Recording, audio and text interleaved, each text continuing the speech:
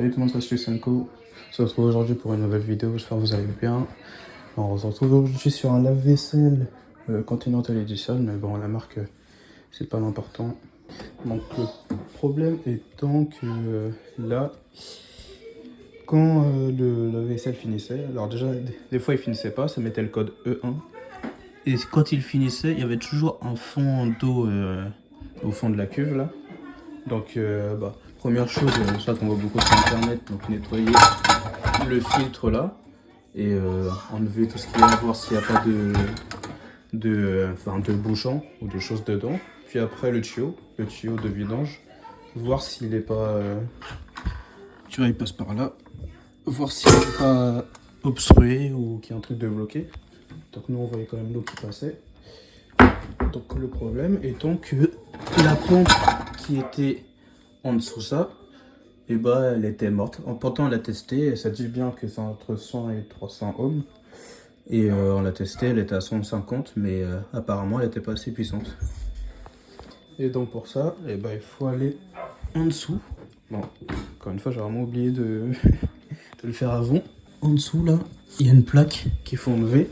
Et après normalement j'ai la photo et je vous montre là. Et je vous montre aussi la photo de la pompe. Et voilà, donc ça, il faudra la changer. Alors voilà la pompe, c'est une PSB01 de chez Funny. Donc elle, apparemment elle est morte, elle n'a pas assez de puissance. Donc je vais juste vous montrer comment la tester.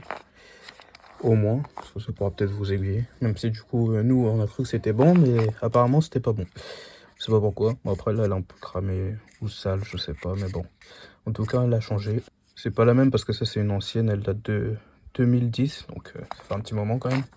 Mais il y en a des nouvelles et c'est exactement pareil, c'est les mêmes fixations, parce que celle-là en fait, elle se clipse et elle se tourne. Donc bon, c'est assez simple, avec deux vis là. Et voilà, donc, je vous montre comment on la teste. Donc là, on prend le multi. Bon, il y en a des plus simples, hein. On le met sur 2000 ohms. Et donc là, la lumière, c'est peut-être mieux. Et là, je l'ai complètement éteint. Voilà. Et donc là, on met sur les deux bornes, n'importe. Et là, on a une valeur. Donc là, tu vois, on est à 165. Et ça dit entre 100 et 300. Donc on se dit pas que la pompe est morte.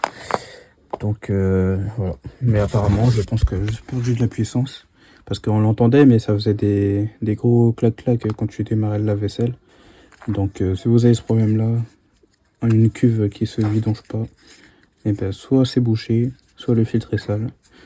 Et dernier recours, la pompe. Mais ça peut être que ça. Parce qu'on allait voir d'autres choses et au final, bon, on a bien vu que ça pouvait être que ça. Donc voilà. Je vous souhaite une bonne journée ou une bonne soirée.